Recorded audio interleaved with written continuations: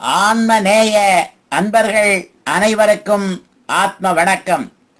வேலூர் சித்த வித்தை தவ மையத்தின் சார்பில் நம்முடைய ஞானபிதா ஜெகத்சோதி சுவாமி சிவானந்த பரமஹம்சர் அவர்கள் உலக மக்கள் நலன் கருதி உருவாக்கிய சித்த வேத தத்துவத்தை உங்களின் செவிகளுக்கும் சிந்தனைக்கும் பயன் தரும் வகையில் தினம் தினம் வழங்கப்படுகிறது.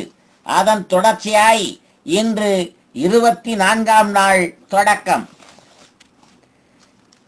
தவிர உங்களுடைய தொழுவத்தில், அதாவது மாட்டு கொட்டகையில் பிறந்துள்ளதோ அல்லாவிடில் 4-5 வருடங்களாய் உங்களுடைய போஷணையில் இருக்கின்றதுமான பசுமாடோ காளை மாடோ எருமையோ எருமை கிடாவினையோ இவைகளில் ஏதேனும் ஒன்றை அமாவாசை இரவில் மிகவும் கடினமான மழை பெய்யும் பொழுது அது முன்பு போகாததும் அறியாததுமான ஒரு காட்டிற்கிடையே ஒரு ஆற்றை கடத்தி 10-20 நாழிகை தூரம் சிறுத்தை புலி முதலானதுகளால் அதற்கு யாதொரு இம்சையும் நேரிடாதாயுள்ள ஒரு இடத்தில் அதை கட்டாமல் விட்டு திரும்பி வந்தால், அதை யாரும் பிடித்து கட்டாமல் இருந்தால் அது எப்படியும் திரும்ப உங்களுடைய வீட்டிற்கே வந்து சேருகிறது இல்லையா? ஆம், வந்து சேருகிறது. ஆனால் நம்மில் மனிதர் என்று அபிமானித்து வருகிற இருகாலி ஜீவியான ஒருவரை பகல் நேரத்தில் சாதாரணமாய் ஜனங்கள் அதிகமாக நடமாடிக்கொண்டிருக்கிற ஒரு பாதை வழியாய் 10-15 மைல் தூரத்தில் முன்பு போகாத ஒரு பட்டணத்தில் நீங்கள் அழைத்து கொண்டு போய் அந்த பட்டணத்தின் நடுவில் அவரை விட்டு நீங்கள் திரும்பி வந்தால் அவருக்கு வேறொருவர் உதவி இல்லாமலோ வழியை கேட்காமலோ முதலில் புறப்பட்டு போன இடத்திற்கே திரும்பி வந்து சேர முடியுமா? வேறொருவருடைய உதவி இல்லாமலோ அல்லது வழி கேட்காமலோ திரும்பி வர முடியாது. அது என்ன காரணம்? விசேஷ புத்தியும் அறிவும் உள்ளது மனிதர்களுக்கு மாத்திரமாகும் என்றும் அம்மனிதர் நாமாகும் என்றும் நீ சொன்னீர் அல்லவா? அப்படி இருக்க என்ன காரணம் திரும்பி வர முடியவில்லை? விசேஷ புத்தியும் அறிவும் இல்லாமல் இருக்கின்றது நீங்கள் மிருகாதிகள் என்று அபிமானித்து வருகின்றவைகளுக்காகும் என்று நீரே சொன்னீர் அல்லவா? அந்த பிரகாரமுள்ள 4 காலி ஜீவிகளில் ஒன்றை இரவு மிகவும் கடினமான இருட்டில் ஒரு ஆற்றை கடத்தி காட்டின் வழியாக 10-20 நாழிகை தூரம் கொண்டு போய் விட்டால் அது கொஞ்ச நாட்களில் முதலில் கொண்டு போன இடத்திற்கே திரும்பி வருகிறது. அப்பொழுது அதற்கு திரும்பி வர யாருடைய சகாயமும் உண்டாயிருந்ததோ அல்லது யாராகிலும் வழி சொல்லி கொடுத்தார்களா? இல்லை, அது தானாகவே வந்தது. ஆனால் விசேஷ புத்தி யாருக்காகவும் இருக்கிறது? அது மிருகங்கள் என்று அபிமானித்து ஸ்தாபித்து வந்தவர்களுக்காகும். ஆனால் விசேஷ புத்தியுள்ளவர் யாராகும்? மனிதராகும். அப்போது மனிதர் யார்?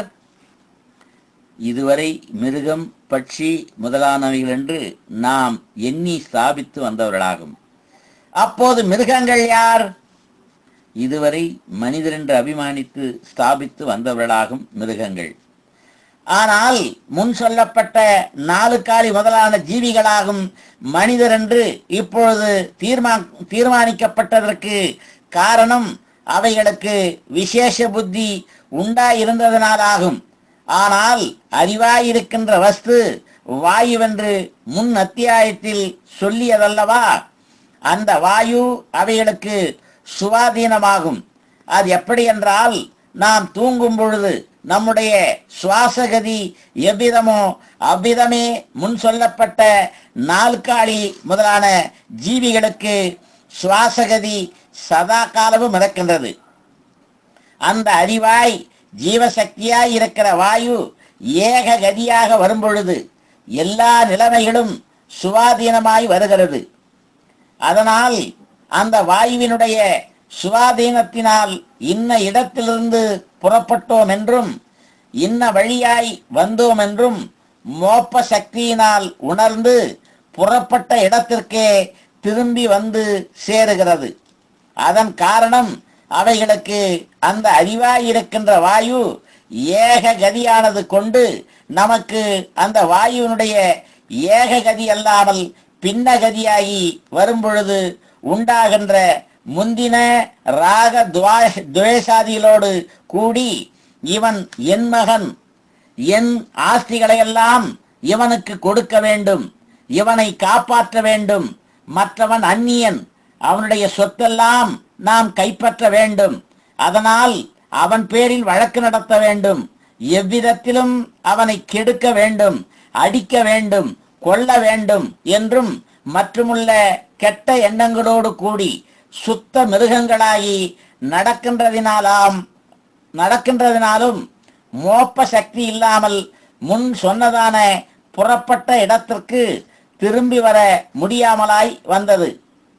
எப்பொழுது நமக்கு பின்னகதி இல்லாமல் ஏககதியாக வருகிறதோ அப்பொழுது அறிவாகி ஜீவசக்தியாகி வாயுவாய் இருக்கிற வஸ்து நம்மில் அடங்குகையும் அப்பொழுது நமக்கு அறிவுண்டாகவும் செய்கிறது. அப்பொழுது மாத்திரமே நாம் மனிதராய் தீருகிறோம். மனிதர் என்று ஒரு தனி சிருஷ்டி இல்லை. நம்முடைய தொழிலை கொண்டே வேண்டும் மனிதராவதற்கு மனிதர்களுக்கே மோட்சம் கிடைக்கிறது. தவிர இல்லாத வஸ்து நமக்கு உண்டென்று தோன்றுகிறது. அந்த தோற்றம் நசிக்கும் பொழுது மாத்திரமே மனிதராகிறோம்.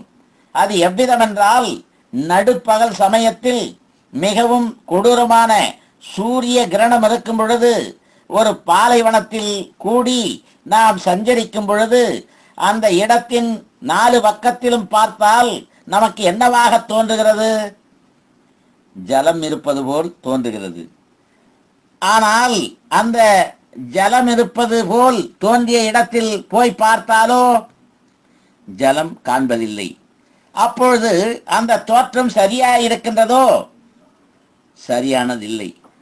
ஜலம் இருப்பதாக தோன்றுவதற்கு காரணம் என்னவென்றால் ஒரு பாலைவனத்தில் யாதொரு மரத்தின் நிழலும் இல்லாது பறந்து காலியாய் கிடக்கின்ற இடமும் அந்த இடத்தில் மிகவும் கடூரமான சூரிய கிரணங்கள் தாக்கிய போது அதிலிருந்து உண்டாகின்ற ஒளியால் ஜொலித்துக் கொண்டிருக்கிற அந்த ஒளியான ஜுவாலையை தண்ணீராகும் என்றும் நாம் தவறாக எண்ணியதாகும்.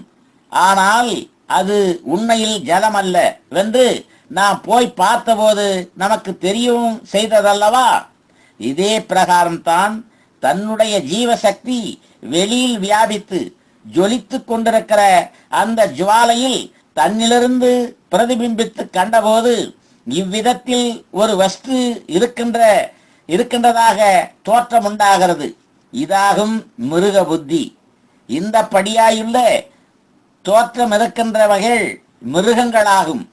இந்த தோற்றம் எவ்விடமிருந்து உண்டானதென்றும் இவ்விதம் உண்டானது தன்னுடைய சக்தியிலிருந்துதான் என்றும் அந்த சக்தி வெளியில் வியாபித்த போது பிரதிபிம்பித்ததாகும் என்றும் தெரிய வந்தது. அதனால் அந்த சக்தி வெளியில் வியாபிக்காமல் அதனுடைய உற்பத்தி ஸ்தானமாகிய தன்னில் சேர்ந்து தன்னில் தானே லயித்து தோற்றம் நசிக்கும் போது மாத்திரமே மனிதராக கூடும். தவிர மனிதன் என்றால் மனனம் செய்கின்றவனாகும். மனனம் செய்வதென்பது நித்திய வஸ்து விவேகம் செய்கிறது என்றாகும்.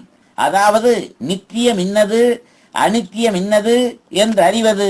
நித்தியம் இன்னதென்பதை அறிந்தால் அவனுக்கு சப்தம் இல்லை. அது என்ன காரணம் என்றால் சப்தம் நித்தியமல்ல, அனித்தியமாகும். அப்போது சப்தத்தை தன்னில் தானே லயிப்பித்து தானாக இருக்கும் நமக்கு தவிர ஒரு ஆலோசனை சமயத்தில் சப்தம் உண்டாக்க முடியுமா? முடியாது. சப்தம் உண்டாகும் பொழுது ஆலோசனை கிடைக்குமா? கிடைக்காது. அது தவிர நாம் ஆலோசனையில் இருக்கும் பொழுது நமது பக்கத்தில் இருக்கும் வேறொருவன் சப்தம் உண்டாக்கினால் நாம் என்ன சொல்லுவோம்? ஏய், சப்தம் உண்டாக்காதிருங்கள், நான் ஒரு காரியத்தை பற்றி ஆலோசித்துக் கொண்டிருக்கிறேன் என்று சொல்லுகிறோம். அப்பொழுது ஆலோசனை சமயத்தில் யாதொரு விதத்தில் உள்ள சப்தம் உண்டாக்க நமக்கு முடியாது. நன்று. நாளைக்கு தொடர்வோமா? ஆத்ம வணக்கம்.